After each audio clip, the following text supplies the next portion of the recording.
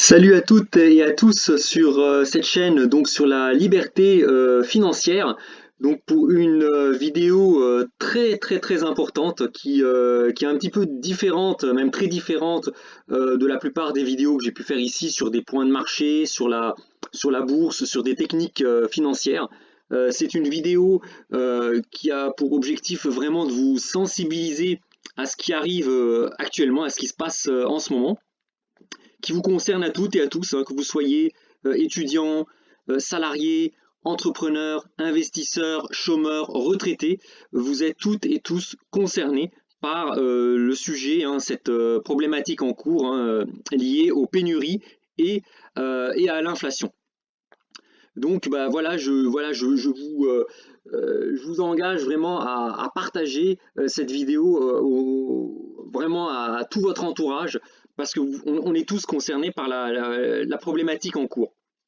Alors, il ne s'agit pas d'une vidéo encore pour vous essayer de prédire ce que sera l'inflation de demain, hein. Je suppose, si vous vous intéressez un peu au sujet, les médias, voilà, il y a plein d'économistes qui se succèdent sur les plateaux télé pour vous dire que demain c'est l'inflation, demain c'est l'hyperinflation, demain c'est la déflation, c'est la stagflation, enfin bref, les mots en on ne manquent pas.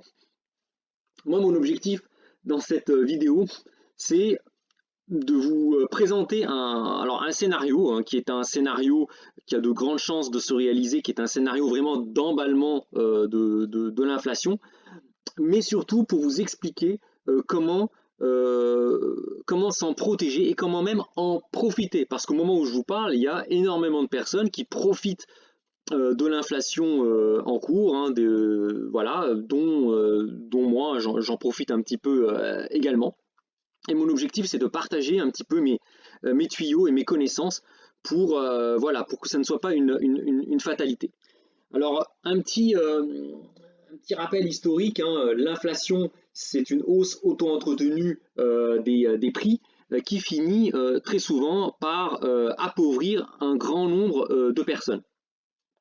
Face à cela, il y a on va dire trois possibilités, hein. La première, c'est on se résigne, bon bah c'est comme ça, mais sauf que la résignation à un moment ou à un autre, bah, elle finit par céder la place à la révolte, et c'est ce qu'on peut voir lorsqu'il y a eu les manifestations, notamment le mouvement des Gilets jaunes. Et plus à l'extrême, ce qui s'est passé en Allemagne dans les années 20, lorsqu'il y a eu l'hyperinflation et qu'il fallait des brouettes de billets pour acheter du pain. Bah, qu'est-ce qui s'est passé? Les Allemands en ont eu marre, ils ont renversé la table, ils étaient très en colère contre leurs dirigeants, et qu'est-ce qui s'est passé? Bah, ils ont élu des dirigeants encore pires que ceux qui avaient été à l'origine de l'hyperinflation de 23. Et ça, moi personnellement, je ne sais pas vous, mais moi j'aimerais éviter évidemment qu'on en arrive là. Alors justement, l'objet de cette vidéo, c'est de vous montrer qu'il est possible, qu'il est vraiment possible pour tout le monde de profiter du changement un petit peu de paradigme de l'économie et du passage d'une économie, on va dire, de déflation vers une économie plutôt inflationniste, voire même très inflationniste. Alors il y aura quatre parties, hein, ça va être une très longue vidéo. La première partie, je vais vous expliquer pourquoi cette inflation elle est voulue. C'est pas du tout une inflation accidentelle, elle est vraiment voulue, elle est recherchée par les autorités. Deuxième partie, bah, je vous expliquerai un petit peu les perdants, enfin je décrirai un peu qui seront les perdants, qui seront les victimes de cette inflation à venir. Dans une troisième partie, bah, je vous décrirai les gagnants, parce qu'il y aura des gagnants. Très clairement, il y aura des gagnants.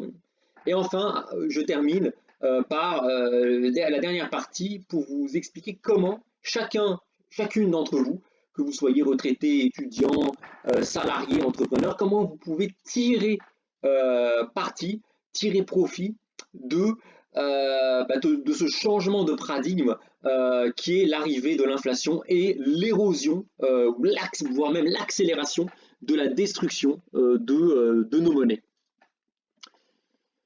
Donc, pour commencer, alors, première partie, ça c'est très important. Alors certains me diront peut-être que je suis un complotiste. L'inflation, elle est voulue par les autorités. Même si, voilà, il y a des larmes de crocodile, on entend parler de chèque inflation pour les ménages, voilà. Non, cette inflation, elle est voulue, elle est souhaitée par les autorités. Et je vais vous démontrer presque mathématiquement pourquoi elle est souhaitée et pourquoi elle est voulue vraiment par les plus hautes autorités de l'État, enfin pas que de la France, de l'Europe et des pays occidentaux. Alors, les autorités affirment, hein, main sur le cœur, que l'inflation est temporaire. Alors, plusieurs boucs émissaires, hein, sont mis en avant pour expliquer l'inflation, hein. Le Covid qui a désorganisé les chaînes d'approvisionnement, ce qui est en partie vrai, hein. La demande qui redémarre après les confinements, ce qui n'est pas faux non plus. La Chine qui cannibalise les terres rares et les matières premières. Les pays de l'OPEP, hein, qui freinent la production de pétrole. La sécheresse, la chaleur en Russie, en Amérique du Nord qui impacte l'agriculture. À l'opposé, c'est l'été pourri en Europe de l'Ouest qui affecte le blé. Les tensions géopolitiques en Europe de l'Est qui affectent les prix du gaz. Et l'Europe qui gère mal la production d'électricité, qui fait augmenter les prix de l'électricité. Enfin bref, vous voyez, il y a une pléthore de justifications pour expliquer l'inflation. Alors même si certains prétextes avancés sont plausibles, les causes de l'inflation sont avant tout, pour moi, à chercher sur les politiques monétaires des banques centrales qui ont actionné la planche à billets, et c'est cette planche à billets qui finance le quoi qu'il en coûte des politiques. Si le président de la République est aussi à l'aise pour dire quoi qu'il en coûte, je vais faire ci, ci, ci, il n'a pas créé de la richesse. Il utilise la planche à billets, l'argent qui est imprimé sans aucune contrepartie par les banques centrales. Et cet argent-là, ces dettes, il faudra les payer d'une manière ou d'une autre. Alors justement, à propos de dette, là je vous mets un graphique qui vous montre l'évolution de la dette de la France de 1978 à aujourd'hui. Donc on a quasiment 43 ans d'évolution. Eh bien, depuis 1974, donc j'étais même pas né, hein, depuis 1974, il n'y a pas eu un seul budget de l'État français à l'équilibre. C'est-à-dire que chaque année, la France termine à découvert. Je ne sais pas si vous vous rendez compte, depuis 43 ans, depuis pas un an, 43 ans, 74, ouais non, même 47 ans, chaque année, la France termine à découvert. Et elle ne peut combler ce découvert qu'en faisant encore de la dette et de la dette et de la dette, qu'en s'endettant davantage. Je ne sais pas si vous vous rendez compte. Enfin, moi, j'ai 45 ans, c'est un peu comme si depuis que je suis né, chaque fin de mois, je termine à découvert et il faut sans arrêt me donner toujours et toujours plus d'argent. N'importe qui d'entre nous aurait fini fiché à la Banque de France, voire même en prison, interdit de chéquier. L'État est encore là et il cumule les déficits. Sauf qu'aujourd'hui, vous voyez, les dettes ont atteint des niveaux inégalés. Voilà, on atteint des niveaux stratosphériques. Et avec la crise du Covid, cela ne va pas s'arranger. Alors, ça c'est très très important. L'État n'est pas endetté vis-à-vis de la planète Mars. Il n'y a pas une personne qui a un gros chéquier et qui prête à l'État. Qui détient la dette des États? De l'État français? Bah, c'est nous, c'est vous, c'est moi, peut-être vos voisins, vos amis, vos parents, vos enfants. Ce sont nous tous, collectivement, qui détenons la dette de l'État français, et même la dette des États occidentaux. Alors, je vais un petit peu vous expliquer la liste des personnes, physiques ou morales, qui détiennent cette dette. Tout d'abord, les retraités. Tous les salariés qui ont passé leur vie à cotiser pour leur retraite se retrouvent aujourd'hui créanciers de l'État qui doit leur verser une pension de retraite. C'est-à-dire que vous avez passé votre vie à prêter quelque part, à mettre de l'argent de côté, qui est géré par l'État via le régime de retraite par répartition, et maintenant que vous êtes à la retraite, pour les retraités, c'est l'État qui doit rembourser la dette qu'il a acquise vis-à-vis de vous pour vous payer vos retraites qui ont été durement gagnées. Donc une grosse partie de la dette de l'État, elle est vis-à-vis de vous autres les retraités. Les fonctionnaires. L'État et les collectivités territoriales emploient des centaines de milliers de fonctionnaires. En contrepartie du service rendu par les agents de la fonction publique, l'État a une dette vis-à-vis de ces derniers, qu'il rembourse via un paiement de salaire, ce qu'on appelle le traitement des fonctionnaires. Si l'État faisait faillite, toutes les personnes qui sont fonctionnaires, ça je ne prends pas de risque à vous le dire, vous ne serez plus payés. Vous travaillerez gratuitement. Vous ne serez vraiment plus du tout payés. Une partie de la dette, elle est envers les fonctionnaires, les représentants de l'État et des collectivités territoriales.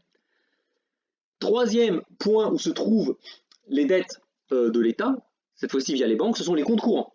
Tout l'argent que vous avez en banque, c'est de la dette. Lorsque vous avez beaucoup d'argent sur votre compte courant à la banque, en réalité, vous détenez une créance vis-à-vis de la banque. C'est la banque qui a une dette vis-à-vis de vous. Si l'État fait défaut sur sa dette, cela entraînera une série de faillites des banques et l'impossibilité pour vous de retirer votre argent. C'est ce qu'a connu Chypre et c'est ce qui est en train de vivre actuellement le Liban, que je connais bien puisque je suis né au Liban et j'ai de la famille là-bas. Les comptes surlivrés, donc tous les comptes surlivrés, livret A, LDD, LEP, etc. Alors lorsque vous détenez un compte surlivré, en réalité vous détenez la dette des organismes sociaux. Donc en fait, tous les organismes qui construisent et gèrent les logements sociaux, en fait, sont endettés vis-à-vis des personnes qui ont placé leur argent sur le livret A.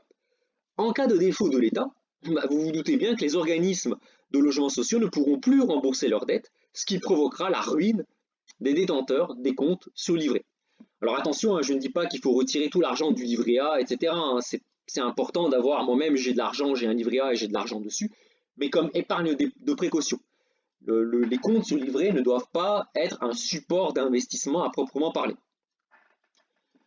Avant-dernier personne morale qui détient la dette des États, ce sont les fonds en euros des assurances vie. Lorsque vous êtes investi dans les fonds euros de l'assurance vie, en réalité, vous êtes investi dans les obligations de l'État français, qu'on appelle également OAT, obligations assimilées au trésor. Donc une faillite de l'État français entraînera la ruine de tous les détenteurs des fonds en euros.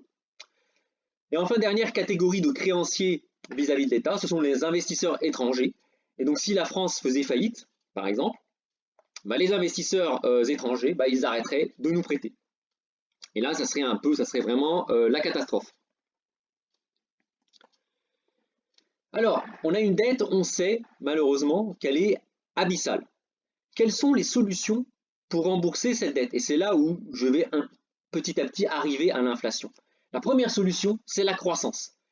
Lorsque la croissance économique accélère, comme ce fut le cas après la Seconde Guerre mondiale, qui a marqué les 30 glorieuses, les agents économiques vont créer de la valeur. On va créer de la valeur, les salaires augmentent, la consommation augmente, on produit, on crée des logements, on crée des usines, voilà. Donc cela va augmenter ce qu'on appelle le produit intérieur brut du pays. Et donc les impôts. On rappelle que l'État a des dettes, mais le salaire de l'État pour qu'il puisse rembourser la dette, ce sont les impôts. Donc c'est pour ça que c'est très important pour l'État de percevoir l'impôt. Et l'impôt qu'il perçoit, plus il y a de croissance dans le pays, et plus les impôts en montant vont augmenter. Et donc ça va augmenter les recettes fiscales de l'État, et il pourra ainsi encore plus rembourser sa dette et créer non plus un déficit mais un bénéfice de sa balance. Et donc c'est comme ça en fait qu'un État peut rembourser sa dette en ayant une croissance toujours très très solide sur du long terme.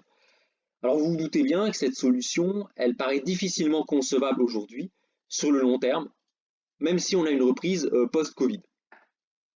Deuxième solution, la guerre. Dans l'histoire, une manière qu'avaient les États pour se désendetter auprès de leur population, c'était d'envahir les pays voisins et d'en exploiter les ressources. Ça, on le voit depuis la nuit des temps, depuis les Égyptiens, depuis les Romains. Pourquoi les Romains, ils ont envahi la Gaule? Pourquoi ils ont envahi la Grande-Bretagne? C'était pour exploiter les richesses, pour exploiter les terres. Pourquoi il y a eu les campagnes napoléoniennes? C'était pas pour exporter la culture des Lumières, la culture de la Révolution française. Non, s'il y a eu les guerres napoléoniennes, c'est parce que l'État français était en quasi-faillite, c'est la faillite des assignats, et il fallait sans cesse à l'État, à la France, conquérir de nouveaux territoires pour s'accaparer les richesses des pays conquis, pour finalement rembourser sa propre dette. Plus proche de nous, les guerres mondiales, par exemple la Deuxième Guerre mondiale, même les Allemands parlaient les nazis parlaient d'espace vital pour l'Allemagne. Alors même si voilà, ils voulaient ils envahissaient les autres pays pour propager des idées, voilà, que je ne commenterai pas ici, nauséabondes, mais l'une des principales stratégies de l'Allemagne nazie, par exemple, bah, c'était de s'accaparer les ressources des pays conquis, et notamment l'Est, enfin l'Europe de l'Est, qui se devait être le grenier à blé de l'Allemagne. Donc on voit bien que la guerre est un moyen aussi de rembourser, pour un État, de rembourser la dette. Alors évidemment, vous vous doutez bien qu'aujourd'hui, c'est difficilement concevable vu les armes que nous avons, et puis surtout, ce n'est clairement pas souhaitable. Alors, troisième solution, bah, le défaut, la faillite, l'État se déclare en faillite. Bah, dans ce cas-là, tous les créanciers seraient instantanément ruinés. Et comme on l'a vu bah, juste avant, bah, les créanciers de l'État, bah, c'est nous. Donc très compliqué, très difficile. Et enfin, alors il y a une solution aussi, c'est les impôts, on augmente les impôts, le taux d'imposition, mais enfin vous voyez comme des pays comme la France, ça paraît compliqué vu qu'on est déjà au taquet au niveau impôt. Et enfin la dernière solution, eh ben, c'est l'inflation. Tout le monde le sait, l'inflation elle est matérialisée par une hausse générale des prix. Donc nous avons un exemple, l'évolution du prix de la baguette de pain. Ce que l'on sait moins, c'est que l'inflation permet un énorme transfert de richesse des créanciers, donc ceux qui détiennent la dette, vers les emprunteurs. L'inflation lamine, détruit le patrimoine des fourmis, mais elle érode, elle écrase la dette, elle détruit la dette des cigales. Donc elle permet un incroyable transfert des richesses des personnes qui ont de la richesse, qui ont du patrimoine, vers les personnes physiques ou morales qui sont plutôt endettées, voire surendettées. Vous voyez bien déjà dans ma phrase, dans mes propos, qu'il n'y aura pas que des perdants. La solution de l'inflation est la solution la plus douce et la plus indolore, d'autant plus qu'il est très facile de désigner des boucs émissaires que l'on peut jeter à la vindicte populaire. Une reprise de l'inflation ne signifie pas une crise titanesque pour tout le monde. En paléontologie, moi j'aime bien revenir à l'histoire de la Terre, les crises ont souvent été synonymes de processus de destruction créatrice. Exemple, bah, l'astéroïde qui a exterminé les dinosaures et qui a provoqué ensuite le boom des mammifères, dont l'être humain. S'il n'y avait pas eu cette crise d'extinction des dinosaures, bah, l'être humain, bah, aujourd'hui, nous, on ne serait pas là, je ne serais pas là en train de vous faire cette vidéo. Et enfin, comme je le disais, l'inflation, elle est synonyme d'un immense transfert de richesse entre différentes catégories de la population. Alors nous allons justement essayer d'identifier les futurs gagnants et perdants d'une accélération de l'inflation. Ça, c'est la fin de la première partie. Maintenant, on va attaquer la deuxième partie. Ça va être déjà d'identifier parmi vous qui seront les perdants de l'inflation à venir. Donc, pour deuxième partie, les personnes qui sont lésées par l'inflation.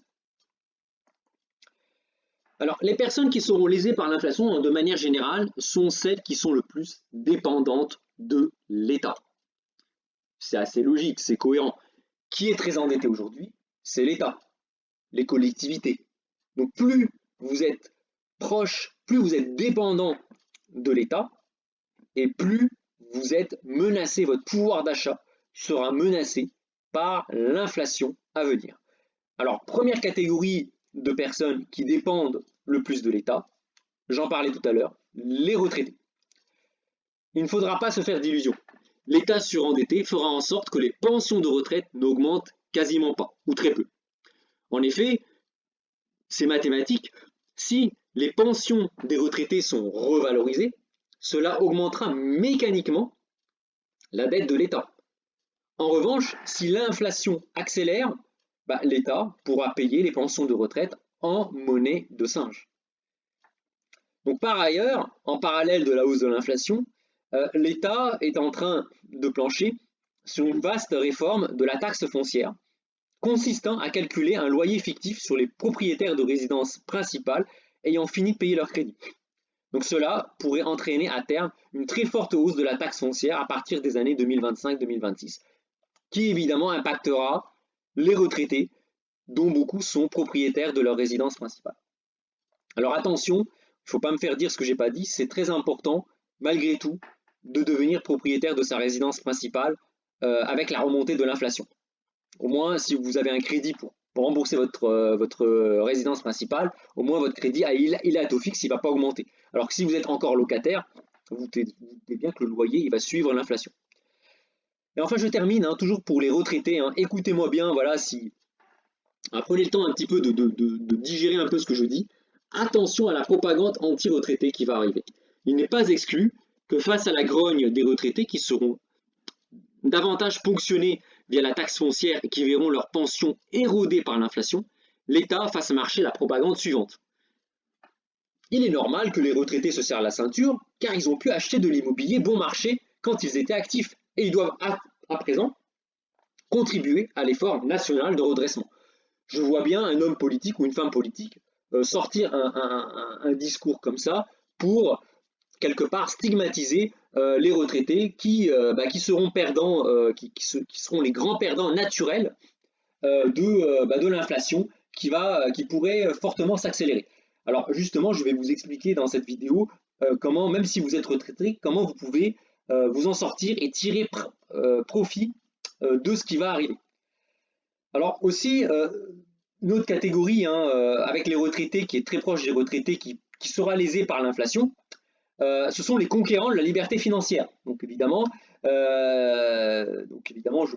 me fais un peu un porte-parole au travers cette chaîne, parce que dans un régime inflationniste, elles pourraient, si elles n'y prennent pas garde, être aussi les perdants de l'inflation. Alors justement, à propos de conquérants de la liberté financière, moi j'ai fait quelques petits graphiques me concernant, qui est l'évolution de la projection de mon coefficient de liberté financière dans différents régimes d'inflation. Donc s'il n'y a pas du tout d'inflation, 0% d'inflation, hein, c'est le graphique où je pointe, en fait, en 2022, donc dans quelques mois, je serai libre financièrement. C'est-à-dire que dans quelques mois, je pourrai quitter mon emploi et vivre des rentes de mon patrimoine. Avec 0% d'inflation, je serai libre financièrement en 2022. Avec 2% d'inflation, vous voyez déjà, la musique elle est un petit peu différente. Hein. 2% c'est la cible officielle de la Banque centrale. Je ne serai libre financièrement que à partir de l'année 2023, voire fin 2023. Déjà, c'est un peu moins bon. Alors avec 4% d'inflation, je serai pareil, hein, libre financièrement en 2023, mais on voit que 4% d'inflation par an, mes stratégies d'investissement vont être de plus en plus compliquées à tenir sur le long terme, hein, puisque au bout de 20 ans, avec toujours 4% d'inflation par an, mon coefficient de liberté financière va commencer à tirer la langue. Bon, 4% d'inflation, je pourrais quand même m'en sortir et être libre financièrement. Alors 6% d'inflation, là ça devient de plus en plus compliqué, donc je serai toujours libre financièrement en 2023. Par contre, au bout de 20 ans, donc quand j'atteindrai la retraite, l'âge légal de la retraite, là mon coefficient de liberté financière s'effondrera, parce que je n'arriverai plus à suivre via mes investissements ce rythme de 6% d'inflation. Et enfin, avec un 10% d'inflation, alors là c'est la catastrophe, je ne peux quasiment pas atteindre la liberté financière. La liberté financière, pour moi, ça serait une utopie si toutefois j'ai cette stratégie, si j'ai une stratégie d'investissement passive en ne faisant rien. Alors après, si j'investis de manière active sur les marchés, en faisant des arbitrages, en utilisant plusieurs stratégies qu'utilisent les conseillers en gestion de patrimoine, je pourrais échapper à ce scénario. Donc tout ça pour vous montrer que l'inflation, c'est un vrai poison pour les retraités, mais également pour toutes les personnes dont l'objectif est d'atteindre la liberté financière, et même les personnes qui sont aujourd'hui libres financièrement, qui pourraient très bien, si elles ne font pas attention, ne plus être libres financièrement, être obligées de rechercher un emploi. Donc l'inflation est un vrai danger pour ces personnes-là, dont je ferai sans doute partie. Alors, d'autres personnes qui seront lésées par l'inflation, les bénéficiaires des aides sociales. Évidemment, en cas de hausse de l'inflation, il ne faut pas compter sur l'État pour revaloriser les aides au même rythme que l'inflation. Donc de ce fait, les bénéficiaires des aides sociales, les chômeurs, verront leurs indemnités s'éroder avec l'inflation. Alors pour les chômeurs, ces derniers pourraient subir la double peine, à savoir une multiplication des conditions pour bénéficier des indemnités assédiques et un renforcement des contrôles, parfois de mauvaise foi, pour justifier des prétextes pour sucrer leurs allocations. Donc ça, il va falloir aussi faire très attention si vous êtes dans la catégorie demandeur d'emploi. Alors là encore, hein, vous vous doutez bien que la propagande sera là pour stigmatiser les chômeurs et bénéficiaires des aides sociales comme étant des assistés. Bon, l'exemple du personnel soignant qui refuse de se faire vacciner et qui ne peut pas être licencié pour avoir le chômage, bah, qu'est-ce qu'on fait? On les met à pied et on arrête de les payer. Donc ça, clairement, on voit que c'est clairement la marque de fabrique d'un État surendetté qui, au lieu de licencier le personnel soignant qui ne veut pas se faire vacciner, hein. Alors je ne dis pas si c'est bien ou pas bien de se faire vacciner, c'est pas l'objet, mais on ne les licencie pas, on les prive de salaire. C'est pas un hasard, c'est parce que l'État n'a tout simplement pas les moyens de payer comme ça le chômage à un paquet de personnes. Autre grosse catégorie de perdants, les fonctionnaires. Alors ici encore, hein, en cas de hausse de l'inflation, hein, ne comptez pas du tout sur l'État pour revaloriser vos salaires comme il se doit. À l'exception évidemment des hauts fonctionnaires, conscients de ce qui se passe et qui verront leur salaire réévalué. Moi je ne m'inquiète pas trop voilà, pour nos ministres, nos députés, nos secrétaires d'État, nos hauts fonctionnaires dans les différentes institutions, les fonctionnaires européens. Moi, ceux-là, je ne m'inquiète pas trop pour eux. Ils savent qu'il y a de l'inflation et ils ont déjà prévu des clauses de revalorisation automatique de leur salaire sur l'inflation.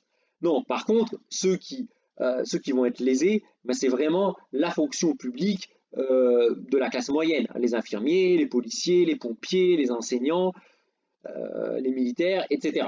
Alors eux, ils verront leur rémunération stagner, ce qui érodera significativement leur pouvoir d'achat en cas de hausse de l'inflation.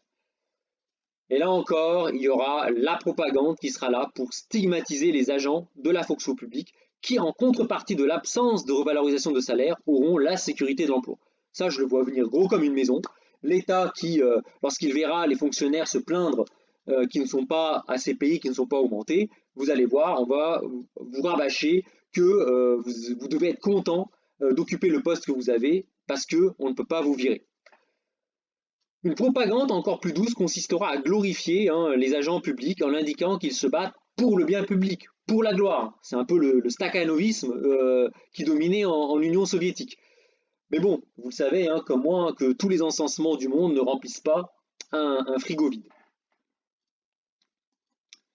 Alors, autre catégorie de personnes qui seront lésées par l'inflation, bah, ce sont tous les détenteurs de comptes surlivrés, comptes courants, fonds euros.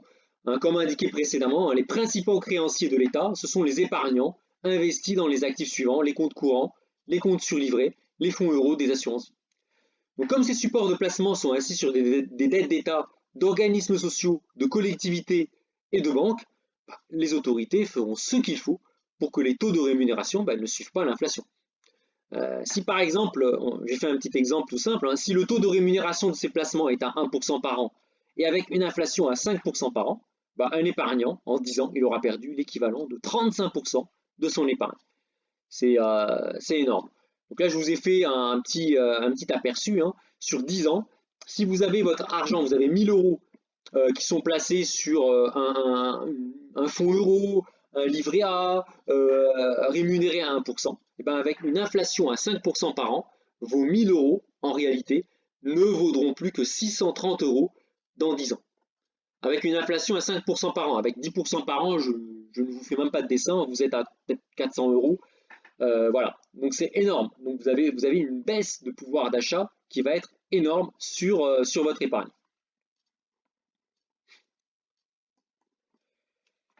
Alors, des mesures, alors là on va peut-être m'accuser de complotisme, des mesures sont déjà prévues en cas de panique des investisseurs si ces derniers souhaitent sortir leur argent des fonds euros lorsqu'ils constateront que la performance de ces derniers sera très inférieure à l'inflation. Alors il y a déjà des choses qui sont sorties, hein. On a des restrictions temporaires des rachats sur l'assurance vie. Donc la loi Sapin 2 a octroyé un nouveau pouvoir au HCSF pour préserver donc la stabilité financière des organismes d'assurance. Le HCSF peut décider de limiter les opérations réalisées sur les contrats d'assurance vie. Ainsi, les rachats peuvent être suspendus dans des conditions suivantes. Donc, je vous cite les articles si vous êtes intéressé. Pour une durée de 3 mois, renouvelable si la situation financière le justifie.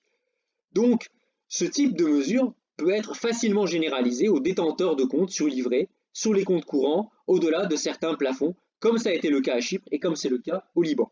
Donc, les autorités, elles ont déjà tout mis en œuvre, elles ont déjà cadenassé via des changements de loi qui sont intervenus à la fin des années 2018-2019 pour justement bloquer les retraits des banques, les rachats des fonds euros, si jamais l'inflation dérape et que les gens voient que leur argent qui est placé dans ces fonds euros qui a un rendement de 1%, décident de retirer leur argent tout ce même moment. Il y a déjà des choses qui sont prévues. Donc, tout ça pour vous dire que cette inflation, elle est voulue par les autorités. Les autorités, les banques centrales, les gouvernements font tout pour relancer l'inflation pour les raisons décrites plus haut. Et enfin, je termine par une note optimiste. Et là, on va passer, avant de passer aux gagnants de cette situation, et comment faire pour faire partie de ces gagnants. Alors, ce n'est pas parce que vous faites partie des perdants naturels de l'inflation à venir qu'il faut vous résigner à accepter cette fatalité. Il n'y a pas de fatalité. Si j'ai pris la peine de produire cette vidéo, c'est pour vous donner, comme le titre l'indique, des idées, des stratégies pour tirer les marrons du feu. Si vous êtes retraité, bénéficiaire des aides sociales, fonctionnaire, épargnant dont le patrimoine est exclusivement investi en compte courant, compte surlivré, fonds euros, et que vous ne faites rien, alors oui, vous serez fortement et négativement impacté par les tensions inflationnistes potentielles futures. Ça, c'est très très clair. Si vous ne faites rien, c'est sûr que vous serez les perdants entre guillemets naturels et votre pouvoir d'achat, pour le coup, il va vraiment s'effondrer. C'est-à-dire quand on avait des manifestations pour le pouvoir d'achat qui avaient lieu dans les années 2000, 2005, 2010, 2015, 2018 avec les gilets jaunes, c'est rien du tout, c'est, excusez-moi de l'expression, c'est pipi de chat par rapport à ce qui va arriver si vous ne faites rien pour, voilà, pour protéger et pour protéger votre épargne, pour améliorer votre situation, pour faire partie des gagnants. Alors justement, les gagnants, moi j'ai pas honte, hein, je vais aborder qui sont les gagnants, qui sont les personnes qui vont faire partie des vainqueurs de ce boom inflationniste. Donc c'est la troisième partie de cette vidéo. Alors, le premier grand gagnant, c'est l'État. Vous voyez, c'est un jeu à somme nulle. Hein, c'est un jeu à somme nulle. L'État est très endetté, donc pour le moment l'État est perdant de la situation, mais grâce à l'inflation, l'État espère bien devenir le grand gagnant d'un futur inflationniste. Alors, comment? Pourquoi? Alors l'État va progressivement se désendetter avec l'inflation de deux manières. La première, c'est via une hausse de ses revenus. En effet, hein, comme je vous l'avais dit, hein, le salaire d'un État est constitué en très grande partie de recettes fiscales, des impôts. Chaque euro que vous payez en impôts, en fait, c'est un euro de salaire gagné par l'État. C'est l'équivalent du salaire de l'État qui va permettre de financer les services publics, payer les fonctionnaires, payer la haute administration et rembourser la dette. Or, en France, par exemple, l'impôt qui génère le plus de recettes, c'est pas l'impôt sur le revenu, c'est la TVA. Et vous le savez, la TVA, c'est un pourcentage sur le prix des biens et des services. 5,5%, 10%, 20%. Donc il n'y a pas besoin d'être très fort, d'être médaille field en mathématiques. Une hausse de l'inflation, donc une hausse du coût des prix, entraînera mécaniquement une hausse de la TVA perçue par l'État. Donc l'inflation et la hausse des prix vont augmenter la TVA que percevra l'État et donc augmenter le salaire, les revenus de l'État. Et enfin, la deuxième manière qui fait que l'État sera gagnant de cette inflation, c'est la baisse du poids du remboursement des dettes. Lorsque vous remboursez un crédit, vous remboursez le capital emprunté et un intérêt. Les intérêts sur les dettes payées par l'État sont en général à taux constant, à part certains types d'obligations, je vais en parler un petit peu dans cette vidéo. Si l'inflation augmente, le poids des intérêts payés par l'État diminue un peu à la manière des propriétaires qui ont acheté leur résidence principale dans les années 70 et 80 et qui ont remboursé leur crédit en monnaie de singe. C'est exactement la même chose pour l'État. Si l'État est endetté à des taux fixes qui sont très très bas, qui sont maintenus artificiellement bas par la planche à billets de la Banque centrale à 0% ou à 1%, si vous avez 5% d'inflation, en fait ça permet à l'État de progressivement éroder sa dette de 5% chaque année. Donc l'État sera le grand gagnant d'une hausse de l'inflation, et c'est pour cela que les autorités font tout pour alimenter l'inflation, même si après on va accuser les Chinois, les Russes, les Arabes, la météo, etc. Cette inflation, elle est voulue par l'État. C'est important pour moi de rappeler ça, parce que c'est ce qui va conditionner les stratégies que je vais vous indiquer pour faire partie des gagnants. Alors, les entreprises aussi, autres gagnants, les entreprises qui évoluent dans un environnement peu concurrentiel. Donc les entreprises qui évoluent dans ces environnements peu concurrentiels et qui n'ont pas de trop fortes contraintes réglementaires seront en capacité d'ajuster leurs prix par rapport à l'inflation. Donc les principaux secteurs, c'est la pharmacie, l'alimentation, l'énergie, électricité, gaz, essence, les loyers, l'informatique, les transports, le luxe.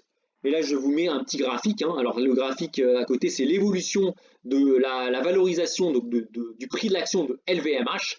Et vous voyez que LVMH est resté très longtemps à 100 € l'action durant les années 2010, 12, 13, 15, 16.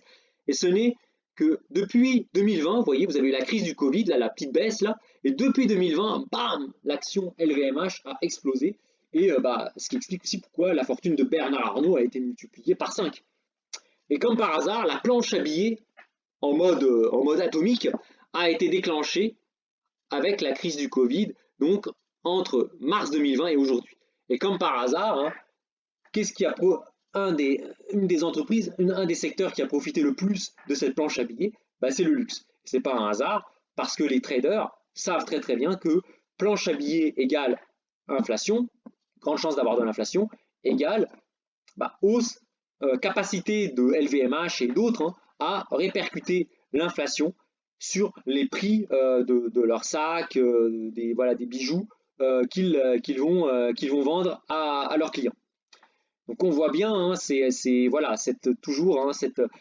dynamique, certains grands patrons d'entreprises qui ont intérêt justement à cette inflation, puisqu'ils s'enrichissent grâce à cela.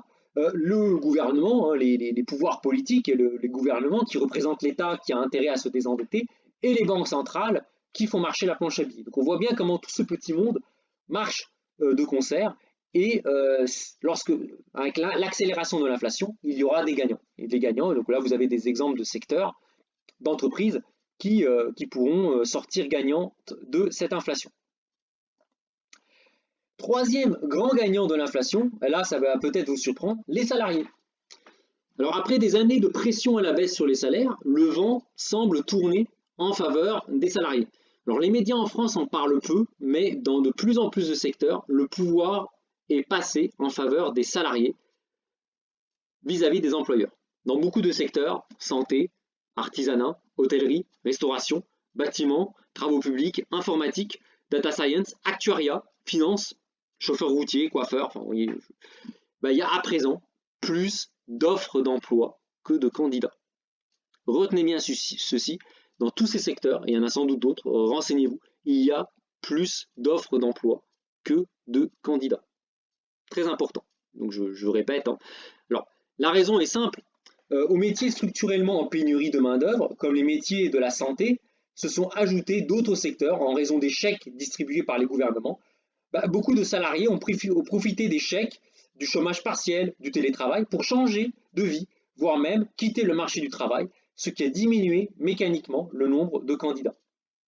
D'ailleurs, le président Emmanuel Macron l'a évoqué lors de son allocution du 9 novembre, en pointant du doigt tous les secteurs en pénurie de main-d'œuvre et en menaçant les personnes au chômage de supprimer leurs allocations s'ils refusent des offres d'emploi dans ces secteurs. Donc vous voyez bien, il y a des secteurs qui sont en train, dont les salariés vont sortir gagnants de l'inflation à venir. Alors il faut juste que vous en ayez conscience, donc vous voyez tous les secteurs, donc vous voyez il y a énormément de gagnants, de gens qui sont gagnants, qui s'en rendent peut-être pas compte, mais c'est aussi pour cela que cette vidéo est ici, pour aussi vous faire prendre conscience qu'un grand nombre d'entre vous font partie des gagnants naturels du régime inflationniste qui pourrait s'en venir. Voilà donc pour les gagnants, on va dire naturels, hein, voilà, les personnes qui finalement n'ont pas grand-chose à faire, elles ont juste qu'à continuer un petit peu vraiment dans la même lancée, et il y a de grandes chances qu'elles soient naturellement gagnantes de ce régime d'inflation. Alors on va arriver dans la partie qui va vous intéresser le plus et qui est un peu qui est hyper importante. Quelles mesures vous devez prendre pour vous désensibiliser de l'inflation, voire même en profiter? Parce que vous pouvez tous et toutes profiter de l'inflation qui arrive. Et ce, quelle que soit votre situation, même si vous êtes naturellement dans les perdants, on va dire, du régime inflationniste qui arrive. Et justement, c'est l'objectif des futurs slides que je vais présenter, c'est de vous montrer que vous pouvez très très bien faire partie des gagnants, à condition évidemment, hein, il faut se retrousser les manches et prendre des actions. Alors, la réduction des dépenses, donc ça c'est la première chose, quelle que soit votre catégorie à laquelle vous appartenez, c'est de réduire vos dépenses, d'optimiser vos dépenses. Alors, il y a quatre manières de réduire vos dépenses. La première, c'est la réduction de toutes les dépenses superflues. Nous vivons dans une société de consommation, voire même de surconsommation. Donc, passez du temps à éplucher vos comptes. Faites le ménage dans les dépenses superflues qui, en plus, font en général du mal à la planète. Hein. Beaucoup de dépenses superflues que vous faites, non seulement elles vous trouent le portefeuille, désolé de l'expression, mais en plus, elles font du mal à la planète. Alors, dans le livre que je termine d'écrire, je consacre une grosse partie sur l'optimisation des finances, de vos finances personnelles et des conseils assez ciblés. Donc ça, c'est le premier plan d'action. Deuxième action, c'est essayer d'acquérir, de conquérir l'autonomie liée au logement. Essayez, si vous ne l'avez pas fait, au plus vite d'acquérir votre résidence principale. Donc, à défaut de faire des investissements, essayez au plus vite d'acquérir votre résidence principale et si possible, faire des remboursements anticipés pour ne plus avoir de charges pour vous loger. Un crédit à taux fixe ne verra pas son coût augmenter, alors que si vous êtes locataire, votre loyer augmentera mécaniquement avec l'inflation. Donc ça, c'est une deuxième idée directrice, c'est de vous désensibiliser par rapport au risque de hausse des loyers en achetant votre résidence principale à taux fixe, hein, pas à taux variable, à taux fixe. Troisième axe, très important également, c'est l'autonomie. Essayez de viser l'autonomie énergétique. Alors, si vous habitez en maison, essayez de vous diversifier par rapport au gaz et à l'électricité dont les prix pourraient exploser dans le futur. Donc, n'hésitez pas, par exemple, à faire construire une cheminée, à installer un poêle à granules. Si votre maison elle est bien exposée, pensez aussi aux panneaux photovoltaïques, panneaux solaires. Pour ce faire, et pour éviter de surpayer l'installation, rapprochez-vous par exemple, alors moi je le fais, hein, je suis aussi là pour vous partager mes idées, pour vous dire ce que je suis en train de faire. Rapprochez-vous de l'association GPPEP, hein, le groupement des particuliers producteurs d'électricité photovoltaïque, qui pourra vous accompagner dans votre projet. Donc là j'ai mis le lien ici hein, sur le site de cette association, hein, très très bien, moi j'ai eu affaire à eux, enfin vraiment ce sont des gens très très pros, qui vous conseillent, qui vous accompagnent, qui ne sont pas là pour vous vendre tel ou tel produit. Ils sont vraiment là pour vous conseiller et aussi pour vous former un petit peu sur les opportunités, mais aussi les dangers du photovoltaïque. Alors, attention, hein, gros disclaimer, ne signez jamais des bons de commande d'achat de panneaux photovoltaïques dans un salon ou une foire, car vous n'aurez pas de délai de rétractation. Bien évidemment, hein, toute opportunité va attirer les chalands, va attirer, on va dire, des entreprises qui veulent faire de l'argent assez rapidement. Et donc, du coup, évidemment, si vous allez dans des salons, dans des foires, forcément, on va essayer de vous faire signer assez vite hein, des bons de commande pour vous engager à installer des panneaux photovoltaïques. Alors, l'idée n'est pas mauvaise en soi, mais si par exemple un panneau photovoltaïque, vous pouvez l'acheter, enfin, un ensemble de panneaux photovoltaïques, vous pouvez les acheter à 6 000 € et qu'à la fin vous les payez 15 000 € ou 20 000 €, bah, en réalité, vous aurez perdu de l'argent. C'est-à-dire que l'argent que vous ne payez pas, que vous économisez pour ne plus payer vos factures d'électricité ou de gaz, bah, vous allez, vous allez le gaspiller en surpayant 2 ou 3 fois plus cher des panneaux photovoltaïques, ce qui n'a aucun sens. Et enfin, dernièrement, c'est l'autonomie alimentaire. Donc si vous avez la chance d'avoir un jardin, essayez de le mettre en valeur. Cultivez votre potager. Investissez dans une cave, des frigos pour stocker la nourriture. Achetez des poules. Moi par exemple, j'ai un jardin, j'ai un potager et j'ai acheté des poules. Essayez aussi de faire un compost, d'acheter des ballons, des récupérateurs d'eau. Comme ça, quand vous arroserez votre potager, bah, vous évitez de pomper l'eau des entreprises qui sont distributrices d'eau. Et donc, du coup, vous économisez sur votre facture d'eau. Alors, j'ai conscience qu'il est très difficile d'être totalement autonome sur le plan alimentaire, car il faut de très très grandes superficies. Néanmoins, vous pouvez réduire sensiblement la facture alimentaire en cas de forte hausse de l'inflation. Donc en stockant potager, poules, ballons, enfin récupérateur d'eau, stockage de la nourriture dans des greniers, dans des caves. Donc voilà un petit peu sur ce premier train de mesures à prendre, quelle que soit votre catégorie socio-professionnelle, c'est vraiment réduire vos dépenses, optimiser vos dépenses. Il ne s'agit pas de vous serrer la ceinture bêtement, mais optimiser vos dépenses et je vous donne vraiment des liens si vous souhaitez, en savoir plus. Alors maintenant, on va passer sur les différentes catégories socio-professionnelles. Alors maintenant, vous êtes retraité, vous avez atteint la liberté financière. Donc si vous ne faites rien, il y a de grandes chances que vous soyez parmi les gros perdants de l'inflation à venir. Moi, voilà, j'ai plusieurs idées à vous proposer. Si vous êtes retraité ou si vous avez atteint la liberté financière, pourquoi tout simplement ne pas reprendre une activité dans un domaine qui vous tient à cœur? La retraite, c'est pas synonyme d'absence de travail. Et gagner de l'argent ne rime pas toujours avec la nécessité de faire un travail pénible pour le compte d'une hiérarchie qui en a, excusez-moi l'expression, qui en a rien à foutre de la valeur ajoutée que vous apportez. Voilà quelques exemples. Si vous avez eu un métier manuel dans le passé, pourquoi ne pas vous relancer en tant qu'auto-entrepreneur pour aider vos voisins, vos amis, votre famille dans des petits travaux? Moi, par exemple, je serais heureux de pouvoir faire appel à des retraités, des anciens maçons, des anciens plombiers, des anciens électriciens qui sont auto-entrepreneurs et qui souhaitent mettre leur expertise pour m'aider dans les différents travaux que je peux avoir à faire dans ma maison ou dans mes futurs investissements locatifs. Lancez-vous. Si vous avez été un expert dans un domaine, pourquoi vous ne créez pas votre cabinet de conseil pour proposer vos services en tant que prestataire? Si vous avez évolué dans un domaine qui nécessite des études poussées, pourquoi ne pas proposer des cours, soit directement en tant que prestataire indépendant, soit via des sociétés, comme par exemple, je cite Academia. Moi par exemple, j'ai eu une période assez difficile où mon salaire ne suffisait pas à rembourser mes dettes étudiantes quand j'étais jeune.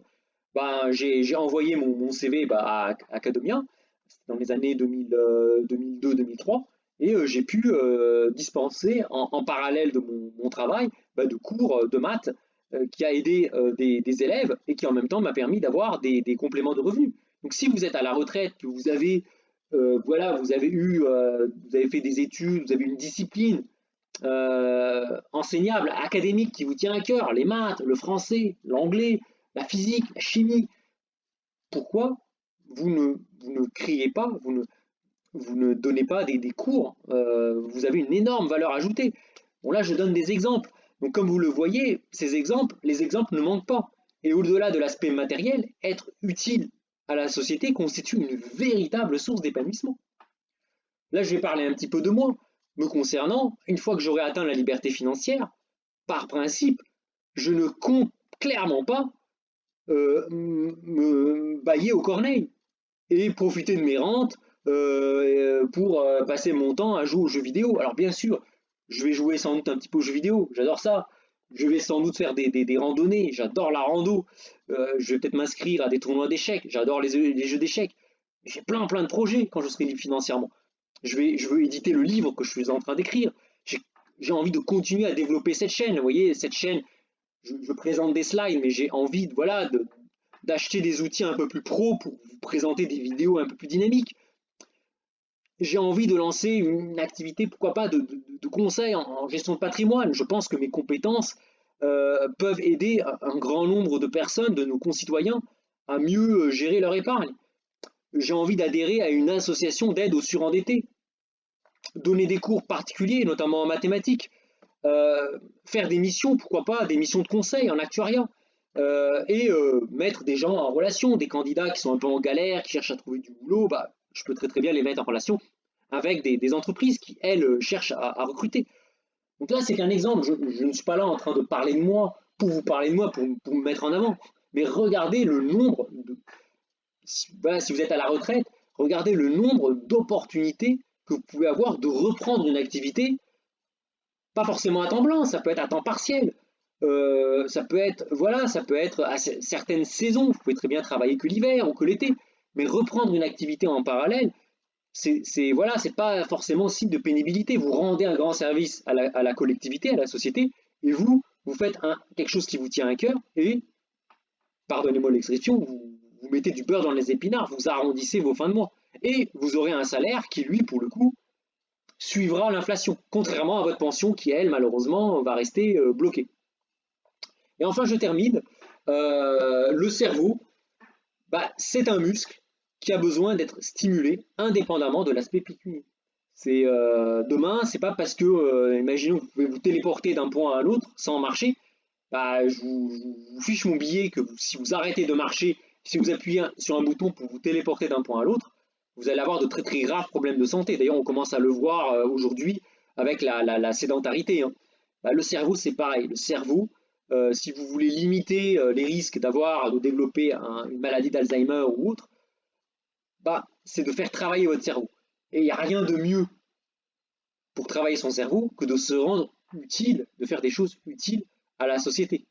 Et gagner de l'argent, je répète, je m'excuse, je radote, mais gagner de l'argent, c'est pas forcément synonyme de travailler pour un patron qui en a rien à branler, excusez-moi l'expression, de votre travail. Ça peut être aussi travailler pour le bien commun, pour la collectivité, rendre des services en échange d'une rémunération, bien évidemment. Donc, toujours, vous êtes retraité, bah, deuxième manière d'optimiser les choses, c'est d'adapter le patrimoine à l'inflation.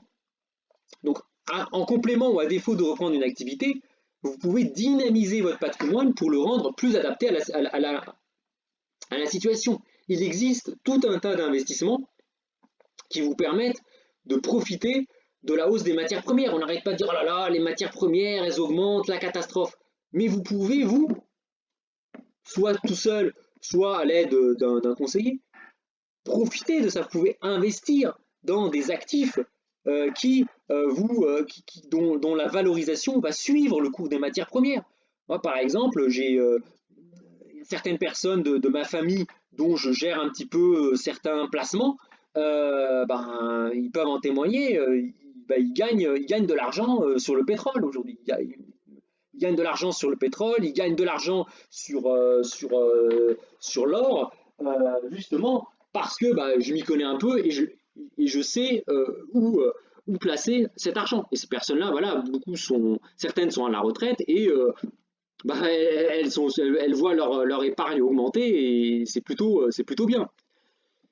Donc, il existe d'autres produits. Donc, je parlais des matières premières. Vous avez l'immobilier physique, vous avez les SCI, vous avez les SCPI, vous avez les lingots d'or, l'argent, les obligations indexées à inflation, vous avez les actions d'entreprise, vous avez, pour les plus spéculateurs, vous avez les cryptos.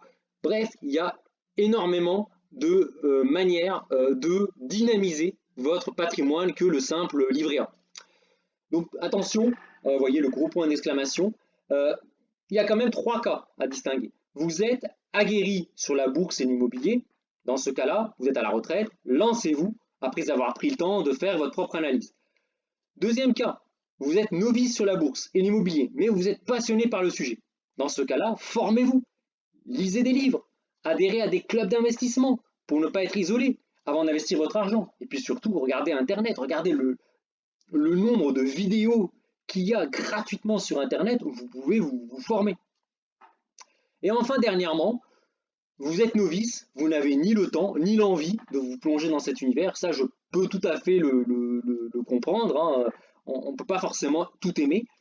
Dans ce cas-là, soyez humble et faites appel à un conseiller en gestion de patrimoine indépendant qui pourra vous accompagner suivant une approche globale adaptée à vos besoins.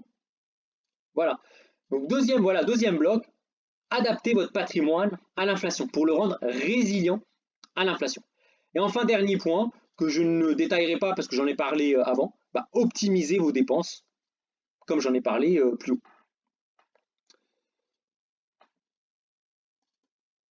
Donc voilà pour les retraités. Donc vous voyez que vous avez beaucoup de leviers si vous êtes à la retraite pour ne pas sombrer dans cette fatalité de la perte du pouvoir d'achat à cause de l'inflation.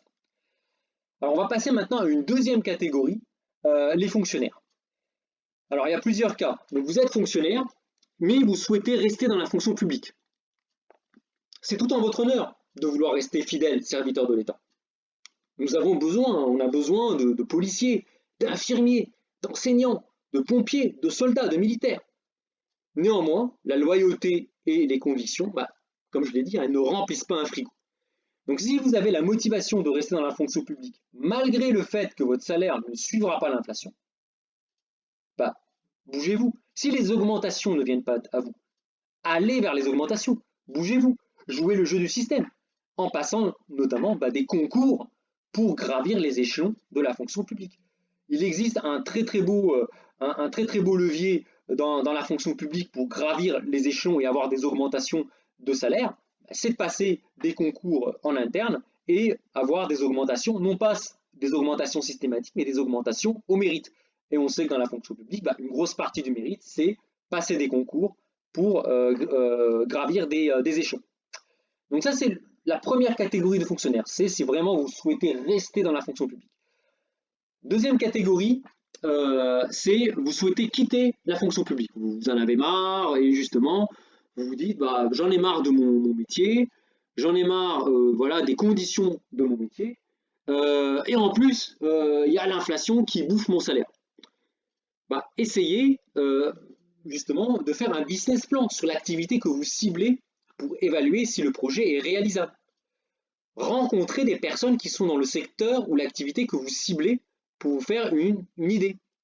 Une fois que vous avez ficelé le projet, demandez une disponibilité au lieu de démissionner. Surtout, ne démissionnez pas.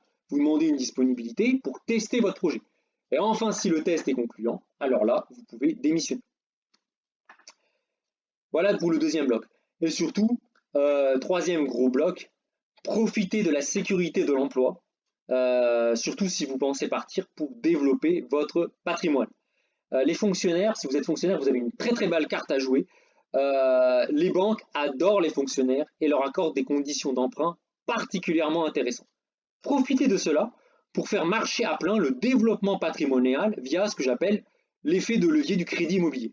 Donc lorsque vous remboursez un crédit à taux fixe de 1% et que l'inflation est à 5%, en fait vous gagnez 4% par an sans même prendre en compte la hausse de l'immobilier et les loyers perçus.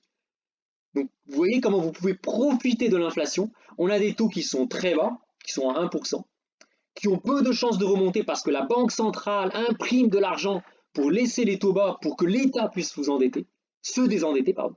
Jouez le même jeu, profitez-en.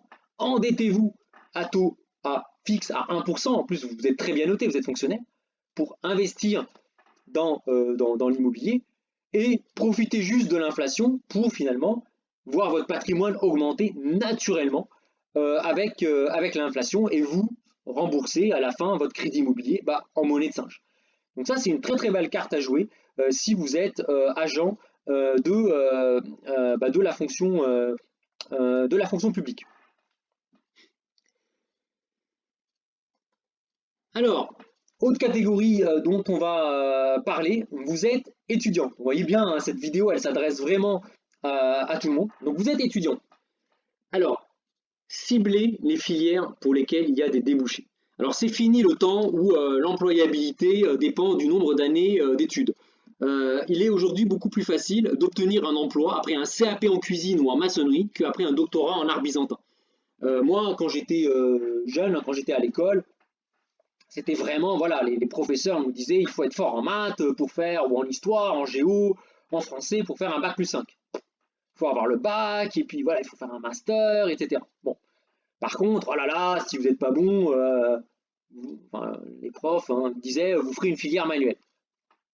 Bah, je suis désolé.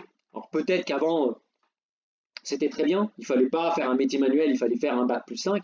Très peu de gens avaient leur bac de toute façon. Mais aujourd'hui, c'est stupide. Si vous avez des compétences manuelles, si vous avez une passion pour des métiers comme la cuisine, comme l'artisanat, bah, voilà, de faire des études 5, 6, 7 ans après le bac, en plus dans une filière, un, que vous n'aimez pas, qui ne vous passionne pas, et en plus, qui n'apporte aucune débouchée. Donc voilà, donc c'est important de cibler les filières qui vous intéressent, mais aussi pour lesquelles il y a des débouchés.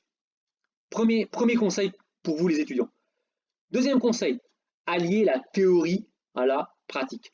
Trop peu d'établissements offrent encore la possibilité à leurs étudiants ou élèves de faire des stages. Essayez le plus tôt possible par vous-même de demander à faire des stages pendant les vacances. Si vous avez ciblé un secteur où il y a des besoins, vous trouverez très facilement des entreprises qui seront heureuses de vous accueillir. Et plus vous ferez des stages en parallèle de vos études, et plus vous allez gagner des points pour ensuite avoir une accélération de carrière qui sera plus forte que les autres candidats, que vos concurrents. Et enfin, troisième conseil, intéressez-vous à l'investissement et développez votre intelligence financière. Alors dans de nombreux pays, dont la France, hein, on se moque des Américains qui ne savent pas placer Paris sur une carte. Je confirme, j'ai déjà voyagé en Amérique du Nord et c'est vrai que beaucoup de, voilà, certaines personnes m'ont même, je me souviens en 2001, 2002, certaines personnes m'ont même demandé si je n'entendais pas les bruits des bombardements en Afghanistan, alors que je vis à Paris. Voilà, donc voilà, les gens, voilà, certaines personnes pensaient que les avions passaient par Paris avant d'aller bombarder Kaboul. Voilà, donc effectivement, on se moque un petit peu des Nord-Américains parce qu'effectivement, peut-être leurs connaissances en histoire, géographie sont peut-être plus limitées que chez nous. Par contre, je peux vous assurer, aux États-Unis en tout cas, tout le monde connaît le niveau du Dow Jones, le niveau du Nasdaq et le niveau du S&P sur le bout des doigts. Hein. Le chauffeur de taxi, il sait où, il connaît la valeur du Dow Jones. Ne vous inquiétez pas. Bon, là, si pour celles et ceux qui suivaient ma vidéo, voilà, si on fait un sondage, combien d'entre vous sait où se situe le CAC 40? Combien d'entre vous savent où se situe le CAC 40 Global Return, le Total Return, donc dividende réinvesti? Combien d'entre vous savent où se situe le prix de l'or, de l'argent, du Bitcoin? Vous voyez un peu, aux États-Unis, ils connaissent tout ça par cœur. Ils ont la culture de l'investissement, ils ont cette intelligence financière. Et ça, c'est important. À tout âge, c'est important de développer sa culture financière, mais particulièrement si vous êtes étudiant. Parce que vous avez une marge de progression qui est encore plus forte que les personnes qui sont plus avancées en âge. Donc cela est d'autant plus facile pour vous, alors plus facile que ça l'était pour moi il y a de cela 20-25 ans, que Internet regorge d'une mine gratuite et inépuisable sur le sujet. Vous allez sur YouTube, taper investissement, action, vous allez voir des vidéos de très très haute qualité. De très très haute qualité. Je suis loin d'être le seul à faire des vidéos sympas. Enfin, c'est à vous de me dire et de liker si besoin mes vidéos si vous les trouvez bien. Mais il y a plein de youtubeurs qui postent de très très très belles vidéos. Vous êtes entrepreneur. Alors, dirigez-vous vers les secteurs porteurs si vous êtes dans un secteur sinistré. Donc ça, première chose, si vous êtes dans un secteur sinistré, essayez de vous reconvertir pour aller dans un secteur porteur. Vous avez fait le plus dur. Vous êtes entrepreneur, vous savez ce que c'est que créer une société, ce que c'est que gérer des comptes, ce que c'est que employer des salariés. Vous avez fait le plus dur. Développer un réseau. essayez de transposer ce que vous avez fait dans un secteur malheureusement sinistré vers des secteurs plus porteurs. Si vous êtes déjà dans un secteur porteur, essayez d'apporter une innovation à laquelle vos concurrents n'ont pas pensé. Diversifiez vos clients. Utilisez de nouveaux outils pour vous faire connaître. Optimisez la gestion de votre patrimoine d'entreprise afin, pourquoi pas, de faire de la croissance externe. Moi, par exemple, si je deviens libre financièrement et que je me lance dans un business, j'utiliserai toutes les armes médiatiques à notre disposition. Internet, réseaux sociaux, livres, invitations sur des chaînes de télé, marketing relationnel, etc., etc. Et là, je vais faire une petite digression, parce que moi j'aime bien donner des exemples. Je vais vous donner l'exemple d'une reconversion réussie. Donc une personne que je connais très très bien, et bon, c'est vraiment une personne vraiment qui a un mental d'acier, qui a une volonté, qui a une vie pas facile, qui a un mental d'acier, qui a évolué dans un domaine que je connais, hein, l'actuariat, et qui s'est lancée dans un environnement très hostile. Donc elle s'appelle Hanan Abdelli. Elle a passé l'actuariat, elle est passée de l'actuariat à la restauration, et pas de chance, en fait, elle s'est reconvertie, et au moment de lancer son business, elle lance son restaurant début 2020. Bon, vraiment, pas de chance. Vous pouvez être le plus brillant du monde, pas de chance, vous arrivez en pleine crise du Covid, dans la restauration. Mais, en fait, la force de cette personne, et c'est pour ça que je la cite, je me permets de la citer, elle n'a pas fait que créer un restaurant comme il existe des milliers et des milliers en France. Elle a innové avec un concept original qui lui tient à cœur. Elle a, par exemple, pour reprendre les termes de grands chefs étoilés comme Philippe Etchebest, elle a mis du cœur dans sa cuisine. Alors qu'est-ce qu'elle a fait? Elle a développé une véritable cuisine authentique algérienne à partir de recettes traditionnelles d'influences diverses, notamment berbères et arabes. Elle a vraiment mis du cœur à l'ouvrage, elle a créé un restaurant à son image. Et aujourd'hui, son restaurant, il a du succès. D'ailleurs, j'en parle dans ma chaîne. Hein. Si vous êtes intéressé, si vous avez envie de faire un saut pour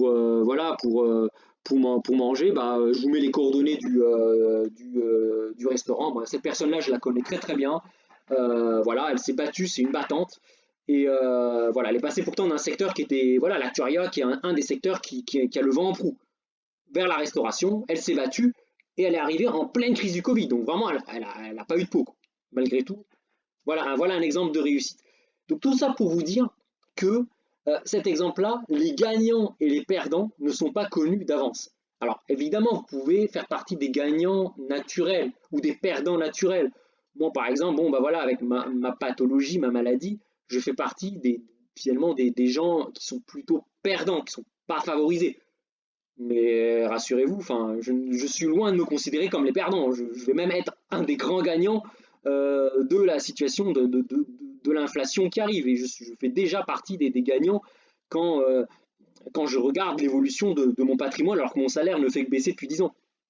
Donc donc il n'y a pas de fatalité et je tenais vraiment à vous parler de cette personne que j'apprécie beaucoup et qui montre que l'on peut vraiment réussir quel que soit le secteur. C'est avant tout une affaire de mindset, une affaire de combativité, une affaire de mindset. Alors là, je termine par les salariés. Alors vous êtes salarié.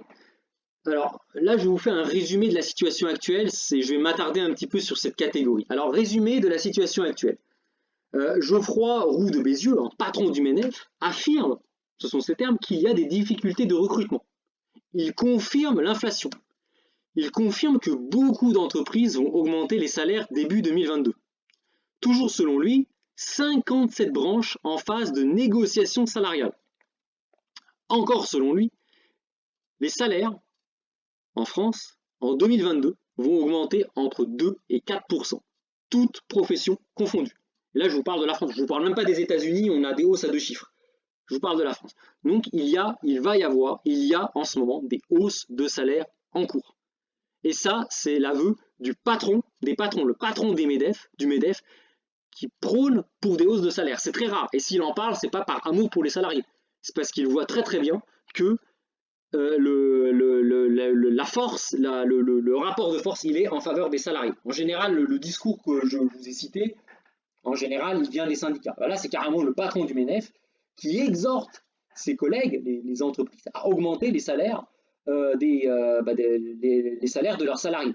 Parce que le rapport de force est en train de changer. Hein. C'est pas par amitié. Hein. L'amitié, ça n'existe pas dans le business. C'est parce que voilà, lui, son intérêt, c'est que les entreprises recrutent et surtout qu'elles gardent leurs effectifs, qu'il n'y ait pas des démissions en masse. Donc du coup, il exhorte les patrons à augmenter les salaires. Alors, maintenant, attention, il y a plusieurs cas. Alors, si vous êtes dans une filière sinistrée, bien que l'heure semble à la reprise, il y a malheureusement des secteurs encore sinistrés. Hein. Le tourisme international, par exemple, continue de souffrir car, vous le voyez bien, hein, lorsqu'une région s'ouvre, une autre se referme, le Covid n'est pas encore terminé. Donc voilà, il y a certains secteurs qui malheureusement souffrent. Alors, il y en a de moins en moins, mais il y en a quand même. Alors si vous êtes dans un secteur qui ne profite pas de l'embellie, essayez de le quitter. Formez-vous, utilisez vos droits individuels à la formation pour passer des certifications, voire des formations diplômantes sur des secteurs en pénurie. Moi, je connais une personne, bon, pour le coup, je ne vais pas la citer, elle ne souhaite pas forcément être citée, donc voilà, elle était dans le tourisme d'affaires, le tourisme international. Elle a profité du confinement, de l'absence de transport pour passer une formation en ligne, pour se reconvertir. Et là, voilà, elle a réussi à passer dans un secteur qui, lui, est bien plus, est beaucoup plus en croissance que le tourisme international. Voilà encore un autre exemple d'une personne qui, voilà, qui s'est fait mal, qui s'est fait violence et qui a réussi. Bravo à elle, je pense qu'elle va se reconnaître si elle suit cette vidéo. Alors, utilisez le temps gagné avec le télétravail pour vous former. Moi, par exemple, avec le confinement, je n'ai jamais autant travaillé que durant le confinement. Et pas forcément pour mon patron. J'ai fait mes heures. Les heures que je faisais avant le confinement, je les faisais pendant le confinement. Par contre, comme j'avais 3 heures de transport par jour, j'ai économisé 3 heures de transport par jour, soit 15 heures par semaine, soit 60 heures par mois. Pour, voilà, je vous ai dit, hein, écrire mon livre, développer la chaîne, etc. etc. Et oui, j'aurais pu tomber dans la solution de facilité, de passer mes journées à faire télévision, jeux vidéo, mais non. Voilà, j'ai passé du temps, j'ai utilisé le temps libre par le libre grâce au confinement, grâce à l'absence de transport en commun, pour développer des compétences, pour développer un savoir-faire, pour investir. Alors, vous êtes maintenant dans un secteur porteur. Un secteur porteur. Alors là, je vais être très clair. Vous n'avez aucune excuse pour ne pas passer à l'action. Clairement, si vous êtes dans un secteur hôtellerie, restauration, finance, informatique, actuariat, BTP, il y en a plein. Vous devez demander une augmentation. C'est presque une faute que de ne pas demander une augmentation. En cas de refus de votre employeur de vous augmenter, vous envoyez votre CV et vous faites bien comprendre que vous êtes en recherche active. Pourquoi? Parce qu'on est heureusement dans un marché libre, c'est-à-dire que de toute façon, votre employeur il ne veut pas vous augmenter, vous envoyez votre CV, vous démissionnez. De toute façon, votre employeur il sera obligé de retrouver un candidat pour vous remplacer, mais le candidat, au lieu de le payer 5% plus cher, comme ça aurait été le cas en vous augmentant, il va être obligé de le payer 10% plus cher. Donc, de toute façon, votre employeur, vous lui faites comprendre qu'il sera clairement perdant. Donc, a priori, si votre secteur est porteur, il n'y a aucune raison pour que vous ne trouviez pas un poste avec un gap de salaire. N'oubliez pas, qui dit pénurie dit aussi pénurie de main-d'œuvre. Aujourd'hui, on parle beaucoup des pénuries de matières premières, mais il y a aussi, dans de plus en plus de secteurs, une pénurie de main-d'œuvre. Et je termine donc cette petite slide par un point d'attention.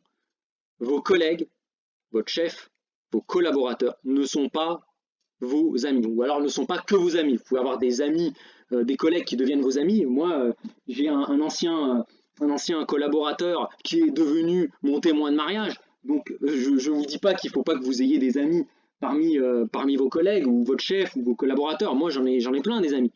Mais il faut vous distinguer l'amitié, la convivialité avec le travail. Business is business. Ça, les anglo-saxons, ils sont très forts là-dessus.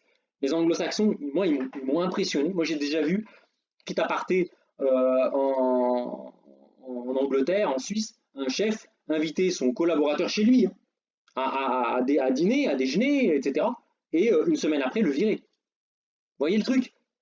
Voilà, il faut pas faire. Il faut.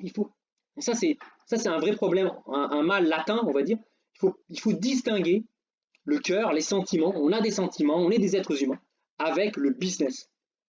Le business, c'est une chose, les sentiments, c'en est une autre. Et il faut bien faire la part des choses. Si on vous propose mieux ailleurs, avec un vrai gap de salaire, bah vous foncez. Et puis bah, vos collègues que vous quittez, voilà, qui sont devenus des amis, bah, rien ne vous empêche de garder contact avec eux. Mais foncez.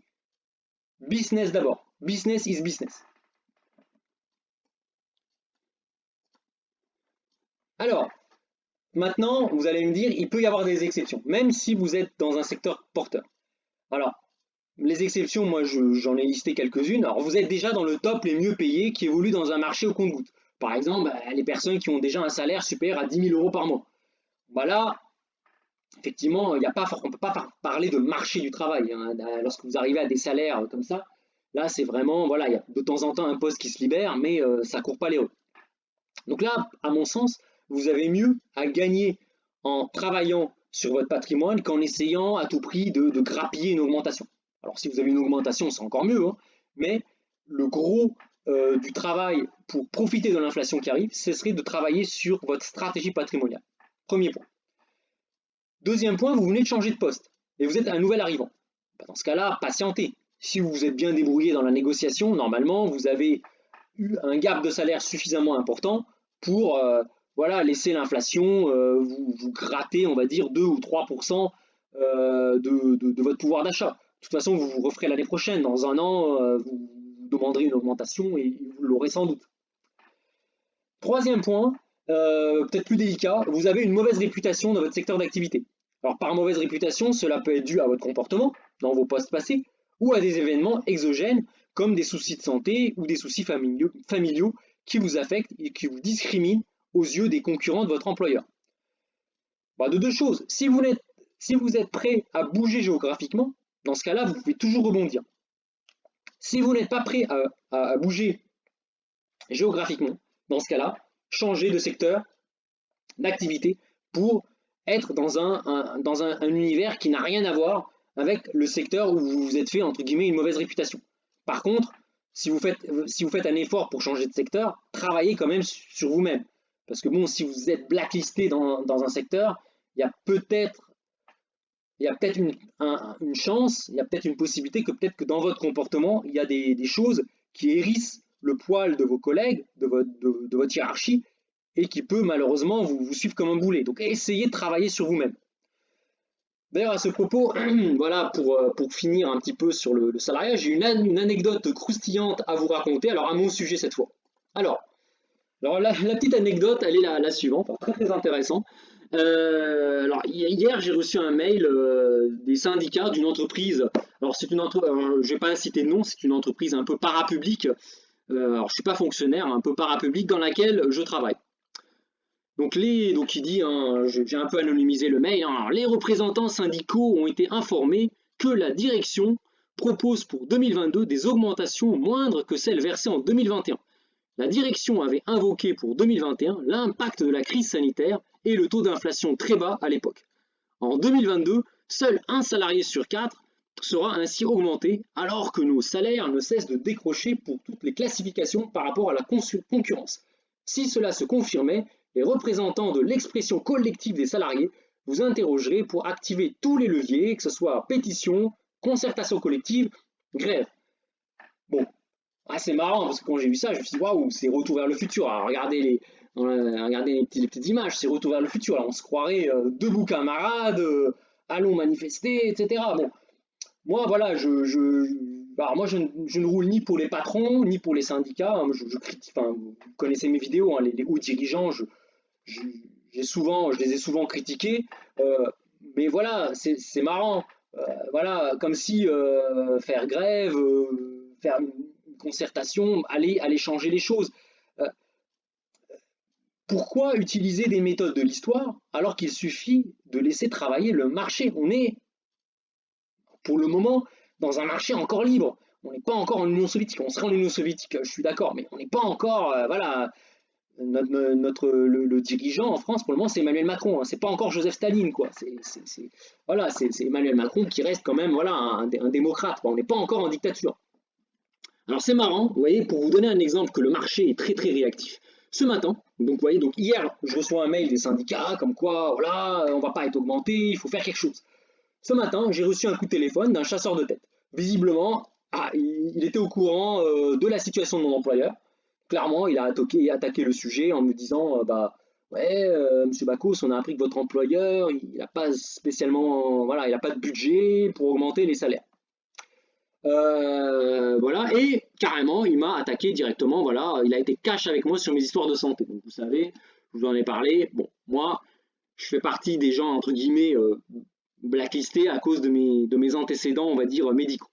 Donc il m'a indiqué clairement qu'il a un super poste pour moi dans le sud de la France comme directeur ALM avec un salaire supérieur à 10 000 euros par mois, ce qui m'assurera une belle augmentation par rapport à ce que je gagne actuellement. Donc il m'a rassuré en me disant qu'ils ne sont pas au courant de ma maladie et qu'il garderait cette information pour lui, pour le chasseur de tête. Avant de finir en rigolant, je vous cite, hein, il y a un vrai manque de candidats sérieux sur le marché. J'ai pas intérêt à ce que vos histoires de santé se sachent, monsieur Bacos. Donc, durant les entretiens, évitez d'en parler. Et ça va aboutir. Voilà. Donc vous voyez un petit peu hein, le marché. Il y a quand même un marché. On voit que l'information elle circule.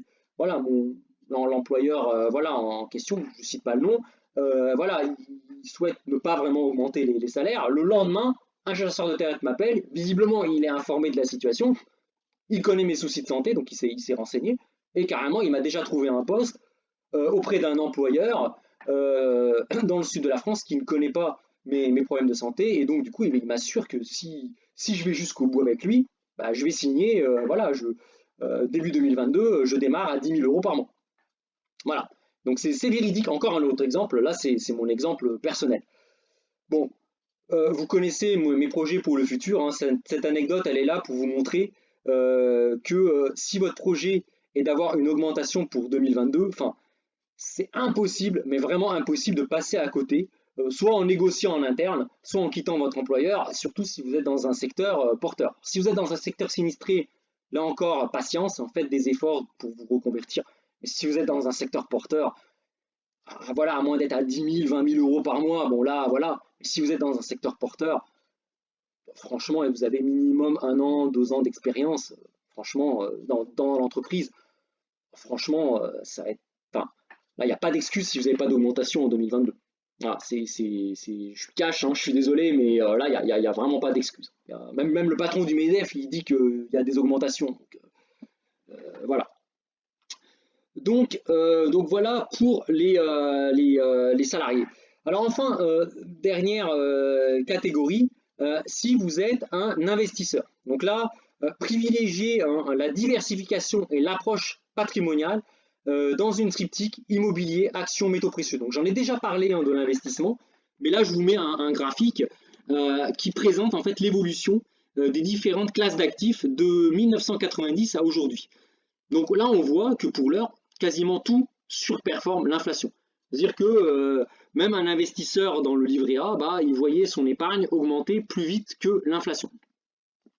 Alors moi, je me suis amusé à faire, bah, si l'inflation dérape et que par exemple les prix sont multipliés par 2 en 10 ans, donc 7% de hausse par an, donc on voit que l'indice là, il monte à 300, là il est à 150, vous voyez l'indice des prix, il passe à 300, bah, en fait vous voyez que les placements monétaires obligataires seront laminés, mais vous voyez, hein, regardez les actions, regardez où sont les actions, elles sont à 900, regardez où se situe l'or, regardez où se situe l'or, regardez où se situe l'immobilier, je ne parle même pas des cryptos, là il faudrait changer d'échelle.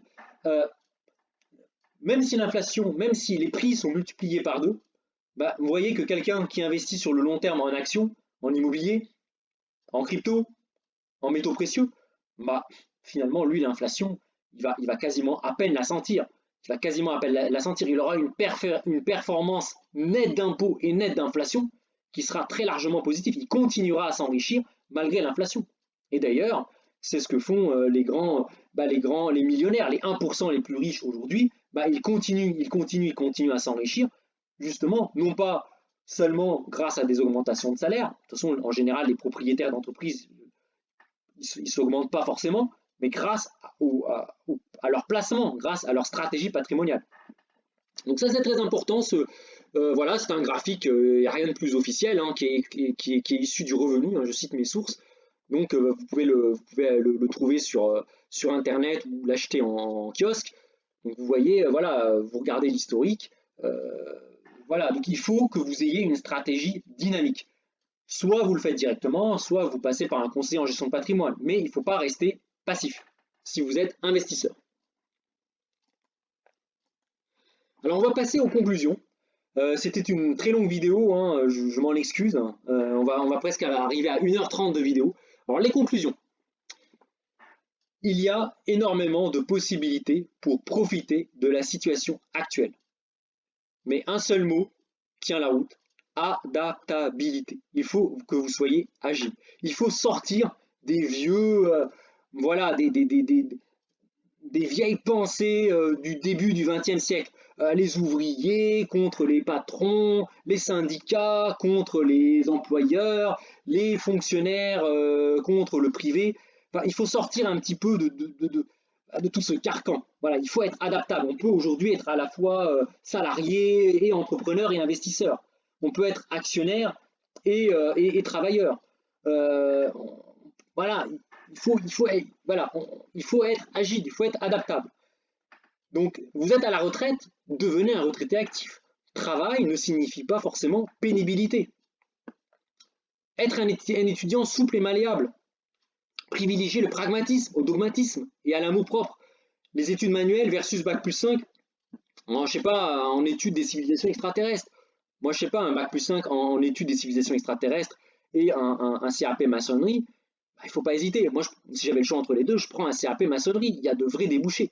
Donc, vous êtes étudiant, soyez adaptable et soyez pragmatique. Vous êtes un entrepreneur. Sortez des sentiers battus. Innovez. Voilà, innover. Il n'y a pas besoin de recréer l'électricité, mais innover. Trouvez le petit truc qui vous distingue de vos concurrents. J'ai cité l'exemple de cette actuaire qui s'est reconvertie en restauration, donc Madame Hanan Abdelli. Voilà, il y a plein d'exemples. Donc je l'ai cité elle, mais je peux en citer d'autres. Si vous êtes salarié, soyez un salarié combatif, multicasquette, qui fait la différence entre vie au bureau et vie personnelle.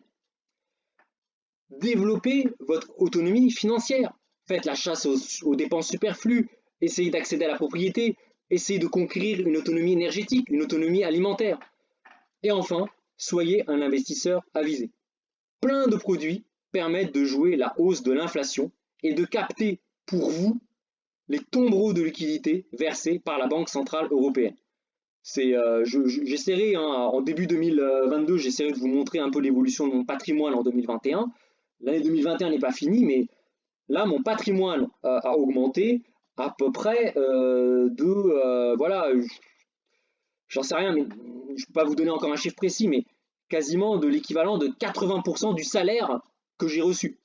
Donc en gros, cette année, j'ai reçu 100 en salaire et 80 en hausse de mon patrimoine. Donc c'est énorme. C'est-à-dire que la variation entre mon patrimoine 2021 et mon patrimoine 2020, c'est presque le salaire que j'ai gagné durant cette année, le salaire annuel que j'ai gagné en 2021. Et ça, vous pouvez le faire. Vous pouvez capturer les tombereaux de liquidité, la planche à billets de la Banque Centrale Européenne, vous pouvez la diriger vers vous. Et d'ailleurs, c'est ce que font les 1% les plus riches. Bernard Arnault, c'est ce qu'il fait. Aussi brillant soit-il, c'est quelqu'un, voilà, je ne lui enlève pas le mérite, mais c'est quelqu'un qui a compris très vite, comme les autres patrons, que je ne vais pas citer, mais qui ont tout de suite compris comment sont fléchés l'argent, les billets imprimés par la Banque Centrale Européenne et qui savent se mettre, voilà, la théorie du ruissellement, qui savent se mettre au bon endroit pour capter cette richesse, cet argent qui ne repose sur rien, cet argent imprimé par la Banque Centrale américaine, la Banque Centrale Européenne, pour investir dans des actifs tangibles. Et c'est ce qui explique pourquoi les plus riches s'enrichissent encore et encore. Mais ça, vous pouvez très bien le faire à votre niveau. Moi, je le fais au mien. Et c'est pour cela que ma conquête de la liberté financière, elle est plus pour dans très très longtemps, grâce notamment à ça. Donc voilà pour tous mes conseils. Partagez cette vidéo, hein. Moi, je vais essayer vraiment de la faire circuler à un maximum de personnes parce que vous voyez qu'elle s'adapte à tous, hein. Vous êtes toutes et tous concernés par ce sujet et vous pouvez tous jouer un rôle dans ce sujet. Voilà. Bon, bah, je termine, hein, par les disclaimers, voilà, sur les dangers quand même, hein. Il faut faire attention aux investissements. Si vous n'êtes pas à l'aise avec les investissements, rapprochez-vous d'un conseiller en gestion de patrimoine. Il y a le lien vers ma vidéo où j'explique un peu toutes les erreurs aussi moi-même, hein, que j'ai pu faire durant mon parcours d'investisseur, hein, ce qui ne m'a pas empêché de multiplier mon patrimoine par 10 en 15 ans. Donc voilà, voilà, agissez, il faut agir, il ne faut pas rester passif aujourd'hui, il faut être actif, il faut agir, et vous pouvez agir quelle que soit votre situation. Voilà, bah écoutez, j'ai terminé, hein. Excusez-moi pour cette très très longue vidéo, mais je pense que c'est peut-être une des vidéos les plus importantes que j'ai pu faire depuis que j'ai créé cette chaîne, parce qu'elle vous concerne toutes et tous, tout simplement. Vous êtes tous concernés par ce problème de pénurie d'inflation, et vous voyez que vous pouvez réellement en profiter. Enfin, vous n'avez pas besoin d'attendre que votre chef vous augmente, vous n'avez pas besoin d'attendre que Emmanuel Macron vous donne 100 euros de chaque inflation.